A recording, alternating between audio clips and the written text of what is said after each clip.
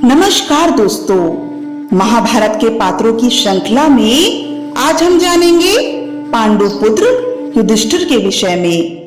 तो चलिए शुरू करते हैं। युधिष्ठिर महाराज पांडु और महारानी कुंती के ज्येष्ठ पुत्र तथा 5 पांडवों में सबसे बड़े भाई थे। धर्मराज द्वारा महारानी कुंती के आह्वान पर बुलाए जाने पर उनके अंश से ही इनका जन्म हुआ था। इसलिए धर्म और न्याय इनके चरित्र में कूट कर भरे हुए थे। इसी कारण इनको धर्मराज युधिष्ठिर भी पुकारा जाता है।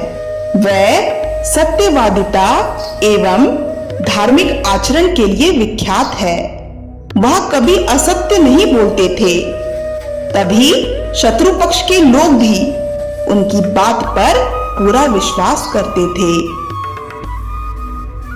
शांति पर्व में संपूर्ण समाज नीति, राजनीति तथा धर्म नीति युधिष्ठिर और भीम के संवाद के रूप में प्रस्तुत की गई है।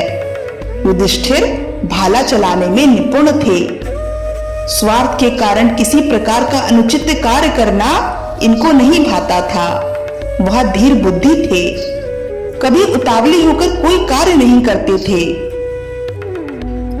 महाभारत युद्ध में धर्मराज युधिष्ठिर 7 अक्षौहिणी सेना के स्वामी थे, जबकि परम क्रोधी दुर्योधन 11 अक्षौहिणी सेना के स्वामी थे। सबसे पहले हम जानते हैं युधिष्ठिर के जन्म के विषय में। महारानी कुंती को विवाह से पूर्व ही महर्षि दुर्वासा ने उनके सेवा भाव से प्रसन्न होकर उनको एक दिव्य मंत्र रूपी वरदान दिया था, जिसके उपयोग से वो किसी भी देवता का आह्वान करके उनको आमंत्रित कर उनसे उनके ही गुणों वाला पुत्र प्राप्त कर सकती थी। शायद महर्षि दुर्वासा ने अपनी दूरदृष्टि से यह जान लिया था कि राजकुमारी कुंती को अपने पति से कभी कोई संतान प्राप्त नहीं होगी। इसलिए उन्होंने राजकुमारी कुंती के सेवा भाव से प्रसन्न होकर उन्हें वरदान में पुत्र प्राप्ति हेतु एक दिव्य मंत्र प्रदान किया और कहा, पुत्री कुंती, मैं तुम्हें एक ऐसा दिव्य मंत्र दे रहा हूँ जिसके उपयोग से तुम किसी भी देवता का आह्वान करके उन्हें आमंत्रित कर उनसे उनके ही गुणों वाला पुत्र प्राप्त कर सकती हो। फिर कुछ समय पश्चात राजकुमारी कुंती का महाराज पांडु से विवाह हो गया, पर महाराज पांडु के हाथों गलती से महर्षि किंदम और उनकी धर्म पत्नी की हत्या का बहुत बड़ा पाप हो गया था, जो कि उस समय सहवास कर रहे थे। जिस पर महर्षि किंदम ने महाराज पांडु को श्राप दे दिया था कि वो कभी भी अपनी पत्नी से अंतरंग नहीं हो पाएंगे, और यदि उन्होंने ऐसा करने का प्रयास किया तो तुरंत ही उनकी मृत्यु हो जाएगी। महर्षि किंदम के श्राप के कारण महाराज पांडु ने संतान न होने की संभावना पर निराशा व्यक्त की। फिर महारानी कुंती ने संतान पाने के लिए उनको मिले वरदान का उल्लेख किया। फिर महारानी कुंती ने पुत्र पाने के लिए दिए गए वरदान का उपयोग कर धर्मराज का आह्वान किया, जिससे धर्मराज द्वारा युधिष्ठिर का जन्म हुआ। अब हम जानते हैं युधिष्ठिर के शिक्षा के विषय में। युधिष्ठिर के गुरु का नाम गुरु द्रोणाचार्य था। कौरवों और पांडवों ने एक साथ एक ही गुरुकुल में एक ही गुरु द्रोणाचार्य से शिक्षा प्राप्त की थी। युधिष्ठिर भाला चलाने में निपुण थे। पांडु पुत्र युधिष्ठिर की जीवनी से हमें यह पता चलता है कि वह बहुत ही विनयशील, नीति निपुण और मानवीय करुणा से परिपूर्ण थे। कहते हैं कि युधिष्ठिर के जन्म के समय यह आकाशवाणी हुई थी कि वह भविष्य में धर्म के रक्षक सत्यता और दयालुता के परिचालक के रूप में जाने जाएंगे। युधिष्ठिर का प्रयास हमेशा पांडवों और कौरवों भाइयों के बीच मैत्री बनाए रखने का ही था, परंतु ऐसा हुआ नहीं। अब हम जानते हैं युधिष्ठिर की पत्नी और संतानों के विषय में। द्रौपदी के पांडव पत्नी होने की बात से हम सभी अवगत है, परंतु महाराज युधिष्ठिर की एक और पत्नी भी थी। उनका दूसरा विवाह देवकी से हुआ था, जो कि महाराज शैव्य की पुत्री थी। महाराज युधिष्ठिर के 2 पुत्र थे। द्रौपदी द्वारा उनके पुत्र का नाम प्रतिविंद था और देवकी द्वारा उनके पुत्र का नाम धौधय था। अब हम जानते हैं हस्तिनापुर साम्राज्य का ज्येष्ठ पुत्र होने के बावजूद उनको हस्तिनापुर का उत्तराधिकारी बनने में इतना विलंब क्यों हुआ।